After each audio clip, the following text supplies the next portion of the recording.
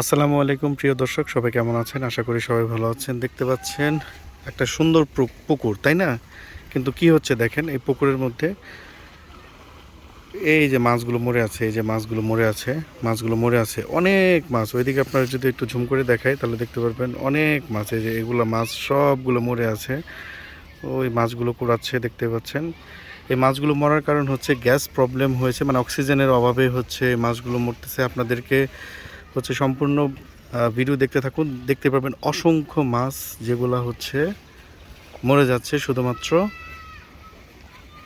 অক্সিজেনের অভাবে। এখানে দেখতে পাচ্ছেন তিনজন ডাক্তার আছে, এই যে তিনজন ডাক্তার, তারা ফিল্ডে অবশ্য দাঁড়িয়ে আছে। এই যে ওনারা দেখতে পাচ্ছেন, ওনারা পর্যবেক্ষণ করছে।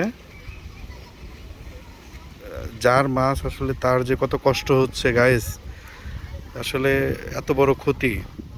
এই যে দেখেন কি সুন্দর সুন্দর মাছ, এগুলো এই যে পানির উপরে ভেসে উঠেছে। এই যে একটা মারা গেছে। এই যে কি অবস্থা, আপনাদেরকে দেখাই কত মাছ মরছে। গাইজ আপনাদেরকে দেখাচ্ছি, এখানে পাশাপাশি দুইটা পুকুর দেখতে পাচ্ছেন।